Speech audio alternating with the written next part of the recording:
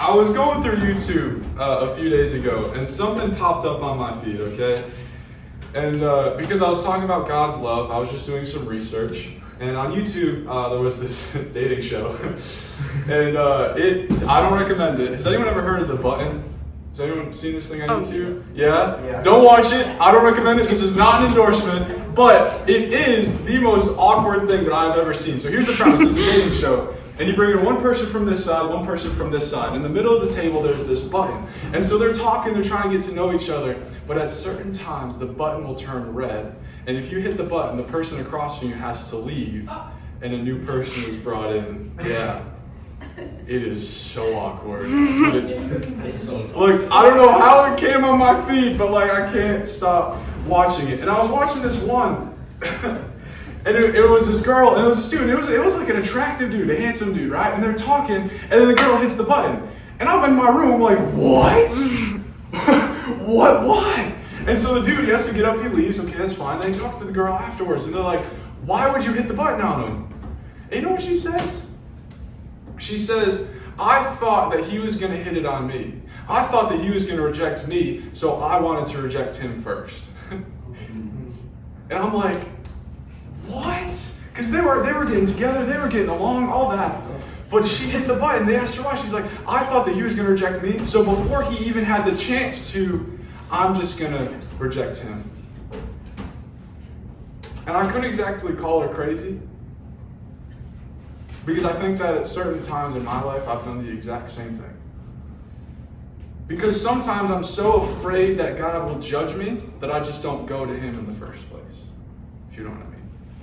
Or maybe it's like, he's already forgiven me once, so I don't want to go back again, right? And so I reject him, because it's almost like his forgiveness is too good to be true, so I reject it before he even has a chance to reject me. Or should I say, sometimes I reject him before he even has a chance to love me. Sometimes.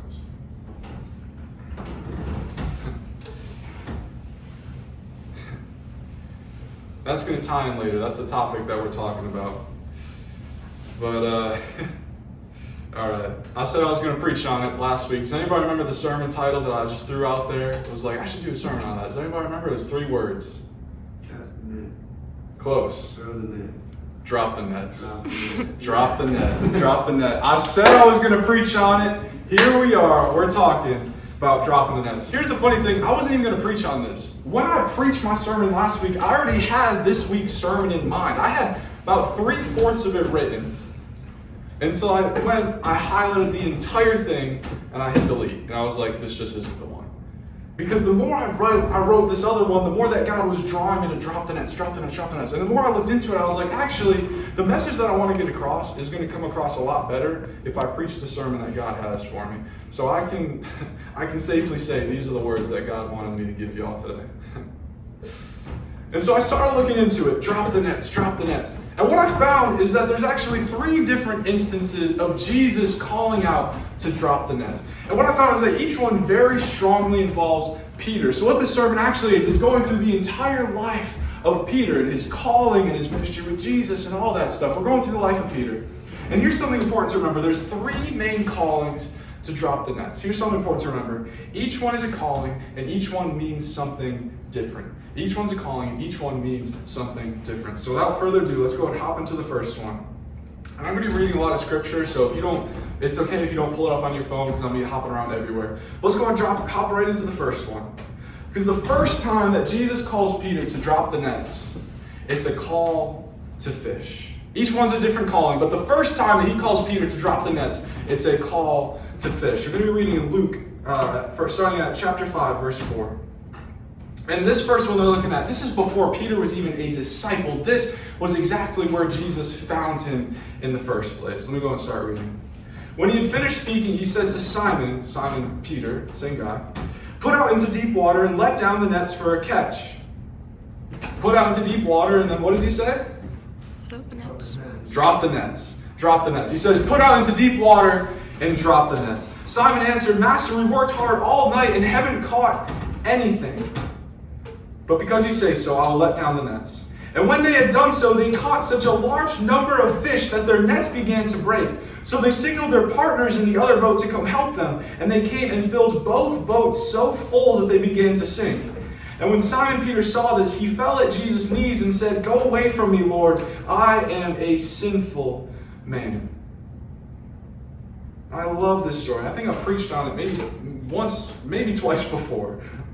But when I was reading it this time, I got three things. This story shows three things. First thing that it shows is that you can go fishing and not catch anything until Jesus allows you to. You can go fishing and not catch anything until Jesus allows you to, and I'm not talking about fish at all. Because sometimes there are certain things in life where we try and we try and we try, and all we find is failure and failure and failure. We're like, why, God?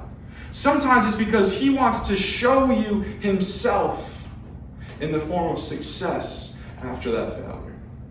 Sometimes we can fish all night and not catch anything until Jesus allows us to. Second thing that it shows that God is sovereign. God is sovereign. Jared, what do you mean? Well, actually it says that they're at the Lake of Galilee. Now, why would there be people at the Lake of Galilee? What would they be doing? Fishing, right. They're out fishing. Why would they be fishing? Because they needed to make a living. They needed to somehow bring in money, bring in food for their household. So they're just out fishing, right? And so basically Simon, he relied on these fish either for food or he would sell them, make money, and he relied on them to get everything else that he needed. And so basically he's making a living off of these fish. God comes in, Jesus comes in and says, "Hey, I see that everything that you have is based around these fish. I'm above the fish." Everything that you have is based around these fish. Simon, let me show you something. I'm above the fish. Second thing that it shows is that God is sovereign. Third thing. This is probably my favorite one. It shows us that Jesus meets us where we're at. Jesus meets us where we're at. You know, think about it. Simon wasn't called on some kind of journey into the wilderness. And it was after 5 days into this journey, that's where Jesus meets him and says, "Simon, you've been faithful to your calling. Finally, we can do ministry together." No, that's not what happens. Jesus met Simon where he was at. Why was he out fishing? Because he was a fisherman. He was doing, get this, he was doing what he did every single day for a living, just to catch some fish. That's what he was doing. And while he was doing that, that's where Jesus met him. And not the location, that's not the only part, but it even says at the end that he went to Jesus' knees and said, "Go away from me, Lord, for I'm a sinful man." But Jesus met him where he was at. Jesus met him where he was at. He was just doing what he would do every day. And Jesus met him where he was at. So what happens after? Well, we get the second calling to drop the nets. Not three, second. This time when he says to drop the nets, it is not, the first one was called to fish. This time it's a call to follow. You're going to be reading the same story, but this time from the Gospel of Mark. Mark 1:16. As Jesus walked beside the Sea of Galilee, he saw Simon and his brother Andrew casting a net into the lake, for they are fishermen. "Come, follow me," Jesus said, "and I will send you out to fish for people." And at once they left their nets and followed him. At once they what? Drop the nets. Drop the nets. At once they dropped the nets and they followed him. The first one was a call to fish. He said, "Go cast your nets into the lake." This time he's saying, you got to drop the nets and follow me. And follow me. The first one was a call to fish. This one is a call to follow. Actually, in Luke, it said that they left everything. They left everything they had behind to follow Jesus, which goes along with what I talked about last week, that full and total devotion and commitment to God. That's exactly what they did. They left everything behind to follow God. And so as Peter goes on this journey, if you said a lot happens, that would be an understatement. He's following Jesus. And part of following Jesus for Peter involved two things. Him receiving a new identity and a new mission. Let me go ahead and read. This time it's from Matthew 16. We're hopping along in the timeline a little bit. This time he's been with Jesus. He's walked with Jesus. He's seen miracles at this point. Matthew 16. We're going to be reading from here. Verse 13. When Jesus came to the region of Caesarea Philippi, he asked his disciples, "Who do people say the Son of Man is?" They replied, "Some say John the Baptist, Others say Elijah, and still others Jeremiah or one of the prophets. But what about you, he asked. Who do you say I am? Simon Peter answered. Pause there. This was a question to all of his disciples, but one of them answered. Guess who it is? Simon Peter. Always ready to give an answer. Always ready to give an answer. But this time he hits it right on the money. Let me go ahead and read it. Simon Peter answered, "You are the Messiah, the Son of the living God." Jesus replied, "Blessed are you, Simon, son of Jonah, for this was not revealed to you by flesh and blood, but by my Father in heaven. And I tell you that you are Peter, and on this rock I will build my church, and the gates of hell will not overcome." I love this story because he's like, "Who do you say I am?" "Well, you are the Messiah." And Jesus is like, "You've spoken my identity correctly. Let me give you a new one. You are Peter." Does anybody know what Peter means? He's a rock. Rock. Peter means rock. And on this rock I will build my church. So strong that the gates of hell cannot overcome it. Man, I love reading that because it was like, "And you are Peter. You are my rock." And on this rock, Peter got a new identity and a new mission. We're going to keep jumping along here in the timeline. Peter took this new identity and this new calling, and he messed it up. Well, he messed it up. This time we're going to be reading from Luke 22, verse 32. This is the Last Supper. So there's a lot of dialogue going on. This is the last time that the disciples share a meal with Jesus before his crucifixion, which is right on the horizon. This is the Last Supper. So they're talking, and then Jesus is speaking here. Luke 22, 32.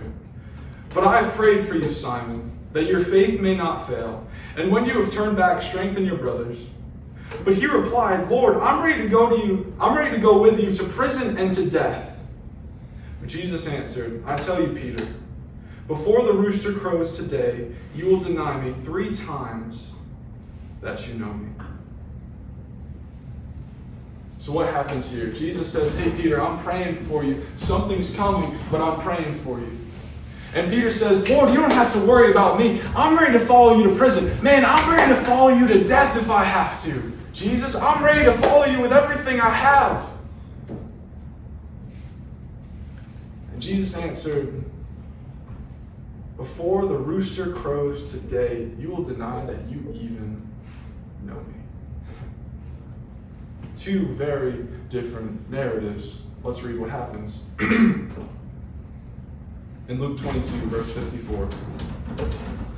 "Then seizing Jesus, they led him away and took him into the house of the high priest. And Peter followed at a distance.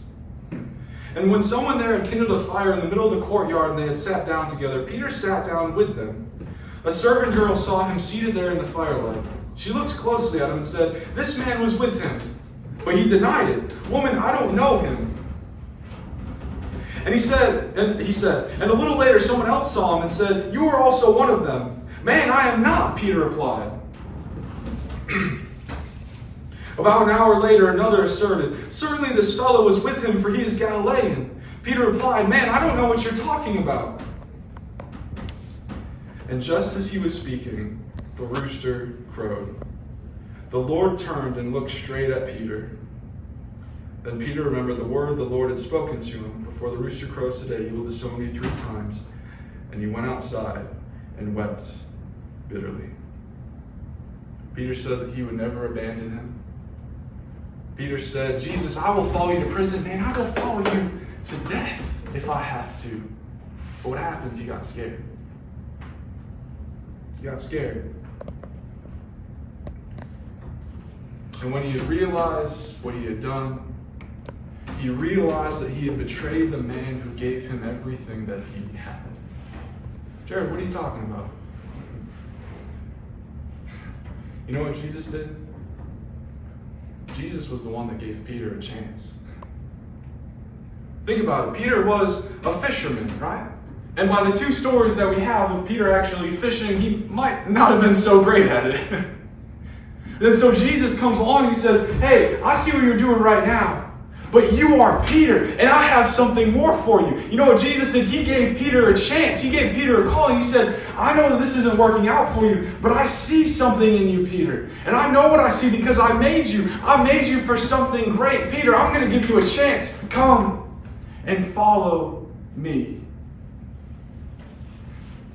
Peter betrayed the man who gave him everything that he had. Jesus gave him a chance. You know the craziest part? Is that Jesus knew that this would happen. And that didn't change how much he loved Peter. Jesus knew what was going to happen. He knew that he would deny him. But that didn't change how much he loved Peter. You know why? I even asked myself this. I was like, God, why would you call Peter if you knew that he was going to mess up? Right? I was thinking about, why would you call Peter in the first place if you knew that he was going to fail, if you knew that he wasn't going to live up to it? Do you know why? Because he's a God of second chances. More than that, he's a God of third chances. More than that, he's a God who's not running out of chances. Because it doesn't matter how many chances he's already given you, he's willing to give you one more chance. Because it doesn't matter where you're at, he is not going to give up on you. And no matter what you do, it's not going to change how much he loves you. And it's not going to change the way that he sees you.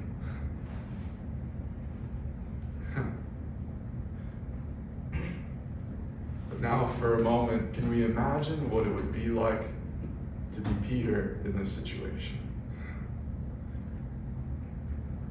Think about it like this. That was his last interaction with Jesus. Jared, what do you mean? They had more stories. Think about it. So they had the dinner where he was like, I'll follow you to death, Jesus. And then he denies him 3 times. And we read in the gospel account of Luke that after he denies him, Jesus looks at him and then he remembers and he realized what he had done. And he went outside and he wept bitterly. Why? Because after that interaction, what happened is that Jesus was led away to be crucified. And Peter didn't get a chance to say sorry. Peter didn't get a chance to reconcile. He didn't get a chance to go to Jesus and say, I'm sorry for betraying you. Please give me another chance. He didn't get a chance to do that. Because after this had happened, after he betrayed Jesus, he watched. He watched as he was led away and hung on a cross.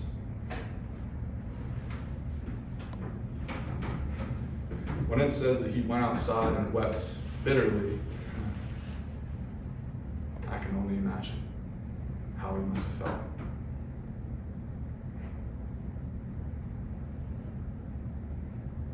But the story doesn't end there. If I say that Jesus was crucified, you know that's not the end of the story right there. We got a few more chapters in the Gospels that follow that. Because Jesus is about to give Peter the third calling. Does anybody remember what the first one was? It was a call to fish. The second one, it was a call to follow. Jesus is about to give him a third calling. Drop the nets. But this time, it's a call to fellowship. It's a call to fellowship. Let's go ahead and start reading this time in John 21, starting at verse 3. I'm going out to fish, Simon Peter told them. And they said, we'll go with you. Pause there. Peter, I always wondered, why would Peter go back to fishing?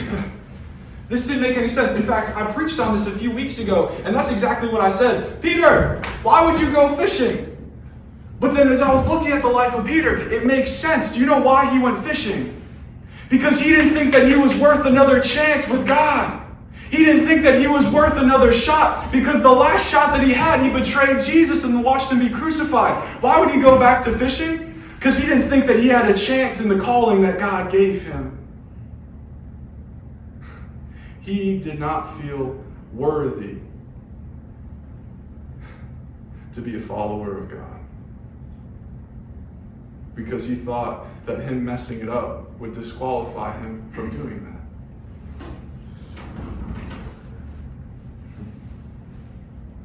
So what happens? I'm going out to fish.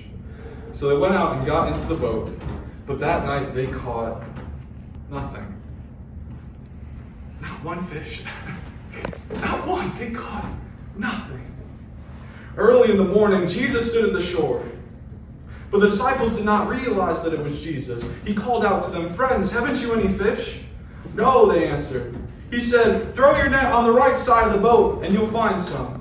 And when they did, they were unable to haul the net in because the number of fish was so large. The disciple whom Jesus loved said to Peter, "It's the Lord." And as soon as Simon Peter heard him say, "It's the Lord," he wrapped his outer garment around him, for he'd taken it off, and he jumped into the water. Imagine being Peter now, because he didn't think he was worth another chance. He didn't think that he could go back to God. Oh, man. But God met him where he was at.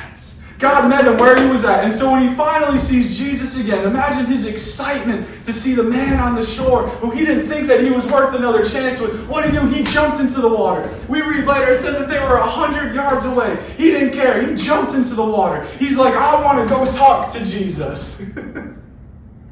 You know what's even crazier? The first time when Jesus calls Peter, do you guys remember where he was fishing? Galilee. The Sea of Galilee. Do you guys know where they're fishing here? It's the same place. You know what that means? Peter went back, and Jesus still met him where he was at.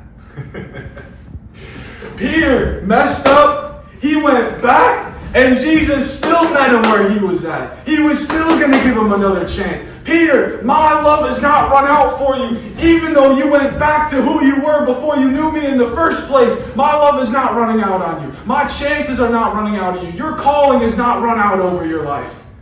He went back, and Jesus still met him where he was at. And he's still going to meet you where you're at. Doesn't even matter where you are, he's still going to meet you where you're at. Let me keep reading. Because when I talked about the life of Peter, someone asked me, "Are you going to do the conversation in the last chapter of John?" Yes. When they had finished eating, Jesus said to Simon Peter, "Simon, son of John, do you love me more than these?"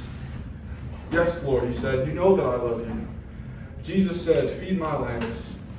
Again, Jesus said, "Simon, son of John, do you love me?" He answered, "Yes, Lord, you know that I love you." Jesus said, "Take care of my sheep." The third time he said to him, "Simon, son of John, do you love me?" And Peter was hurt because Jesus asked him a third time, "Do you love me?" And he said, "Lord, you know all things. You know that I love you." Jesus said, "Feed my sheep.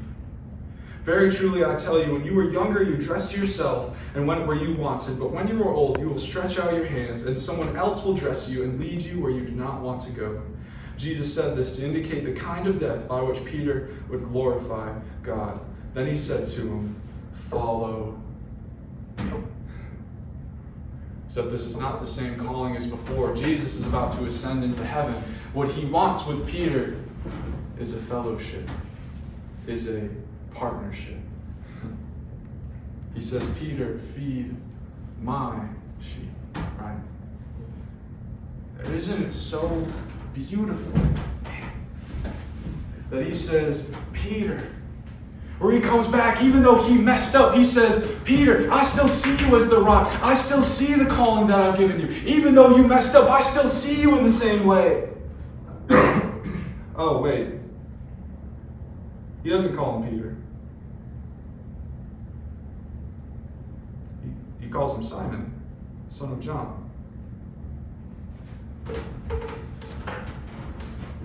You know, when I was looking into this, I was so ready to preach on how God calls him Peter and how much meaning that has or would have, because he doesn't do that. Because I was going to say, like, isn't it so beautiful that even though he messed up, it shows that God still sees him in the same way and his calling hasn't changed. But he doesn't call him Peter. He says, "Simon, son of John." This one bothered me for a while. I was like, "God, why would you call him Simon?" And we can never really know the why, but I have a theory. Is that okay if I share it? Here's what I think. I think that he wanted to reveal Peter's status so that he could reveal his love. Because I'm just going to say it as it is. As much as I hate to say this, I'm going to say it as it is. Peter was not the rock that he was called to be. Because as soon as that rock faced any pressure, he crumbled. In fact, he literally went back to who he was before he met Jesus. Because he was like, no, I've never met Jesus. He went back to being Simon before he even met him. He's like, no, I've never met the guy, right? He went back, right? He was not the rock that he was called to be. And Jesus knows that. Jesus sees that. He even acknowledges it by calling him Simon, son of John. But that almost makes it an even more powerful display of love, because he's saying, in spite of you going back to being Simon, I still want you. In spite of you going back to being Simon, I still love you. It doesn't matter if you're Peter. It doesn't matter if you're Simon. I still love you. It's not changing anytime soon. Jesus wanted to show Simon, hey, even though you didn't live up to who I called you to be, I still want you. He wanted to say, hey, I know exactly what you did, but that doesn't change what I did for you, Simon. And that doesn't change how much I love you, Peter. So Peter, go show everyone else this lesson that I've taught you. Go feed my sheep. Go show them it doesn't matter how many times that they've messed up, Peter. Go feed my sheep. Go show them it doesn't matter where they are. I'm going to meet them where they're at. Go feed my sheep. Show them I'm still going to give them a chance. I'm not giving up on them, Peter. Go feed my sheep. Peter, go show them that I'm still going to love them no matter what.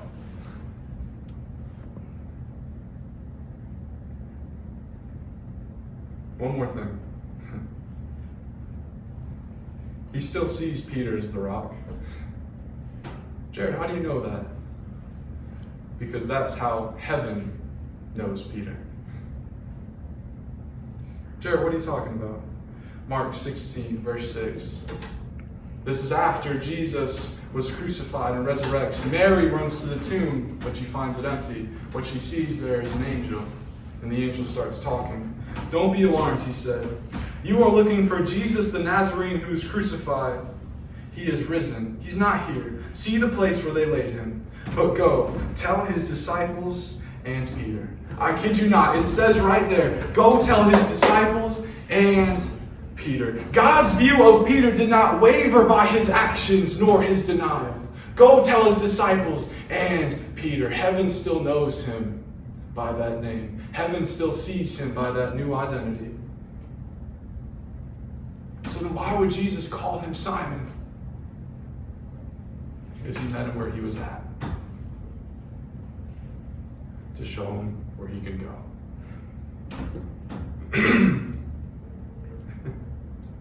Because he met Peter where he was. To show Peter where he could take him. And he wants to meet you where you're at. And show you where you can go today. So let's close the life of Peter with his death. Now we read a tradition that Peter was killed for his faith.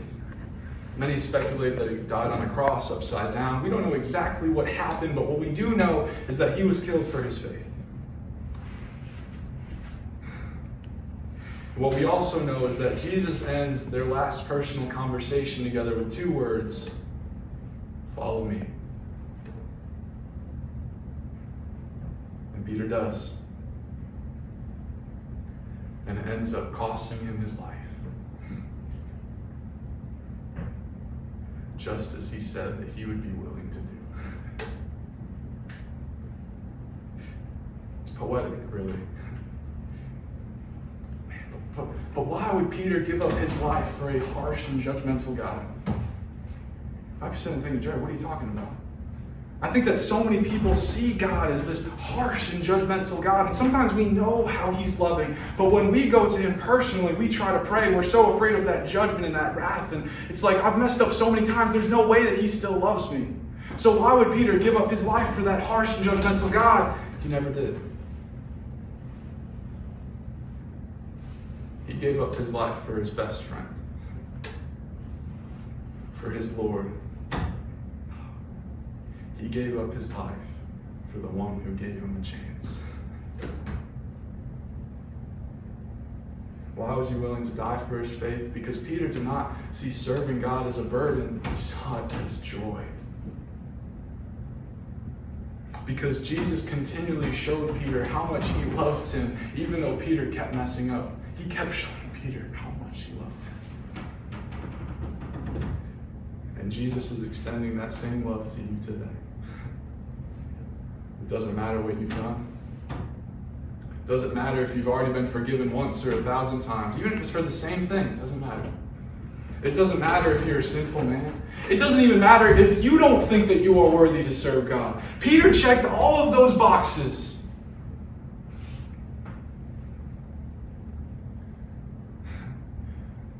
But it was in love that Jesus told Peter to drop the nets.